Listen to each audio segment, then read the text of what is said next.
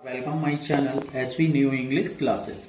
Dear students, आपने जो है सेंटेंस का चैप्टर पढ़ा होगा, लेकिन बहुत से विद्यार्थियों के लिए इंग्लिश में बहुत कठिनाई होती है। कुछ विद्यार्थियों को इंग्लिश पढ़ने में नहीं आती है, तो यहाँ मेरे चैनल पर आप सेंटेंस का जो चैप्टर है उसको हिंदी और इंग्लिश दोनों के माध्यम से पढ़ेंगे।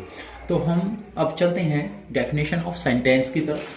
तो a sentence is a group of words which makes a complete sense। A sentence एक वाक्य, इच माने है, आ ग्रुप में समूह, ऑफ वर्ड्स शब्दों का, which माने जो कि, makes माने बताता है, एक कंप्लीट पूर्ण, और सेंस मीन्स अर्थ। यानी कि अगर हम हिंदी में परिभाषा देखें तो शब्दों का वह समूह जिसका एक निश्चित अर्थ निकले वाक्य कहलाता है। जैसा कि आपको एग्जाम्पल यहाँ पर दिखाई पड़ रहा है कि Ganesh is a honest boy. तो गणेश कौन है? गणेश एक ईमानदार लड़का है। गणेश एक ईमानदार लड़का है। अब यहाँ पर यदि हम ऑब्जेक्ट को क्या करते हैं, छुपा दे, यदि हम ऑब्जेक्ट को यहाँ पर छुपा देते हैं और तो यहाँ पर हमारा हो जाएगा गणेश इज ए। तो गणेश क्या है तो हमें बिना ऑब्जेक्ट के क्लियर नहीं होगा। तो यहाँ पर कंप्लीट रखने के लिए हमें जो है ऑनेस्ट बॉय या अदर ऑब्जेक्ट की आवश्यकता पड़ती है।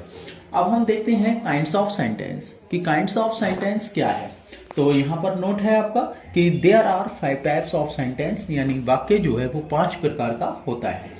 सबसे पहला है आपका असर्टिव सेंटेंस, जिसको हिंदी में हम साधारण वाक्य कहते हैं।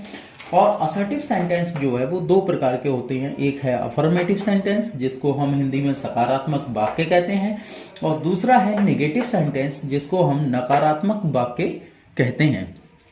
इसके बाद नंबर 2 पर आता है आपका नंबर 2 है इंटेरोगेटिव सेंटेंस, जिसको हम प्रश्नवाचक वाक्य कहते हैं। नंबर 3 है आपका इंपरेटिव सेंटेंस, जिसको हम आज्ञावाचक वाक्य कहते हैं। नंबर 4 आता है आपका एक्सक्लेमेटरी सेंटेंस, जिसको विस्मयादि बोधक वाक्य कहा जाता है। पॉइंट नंबर 5 ऑप्टेटिव सेंटेंस, जिसको हम इच्छा सूचक वाक्य कहते हैं। यदि आपको वीडियो पसंद आई हो तो इसको लाइक करें, सब्सक्राइब करें, शेयर करें और बेल आइकन का बटन दबाना ना भूलें, जिससे कि आगे की वीडियो आपको आसानी से प्राप्त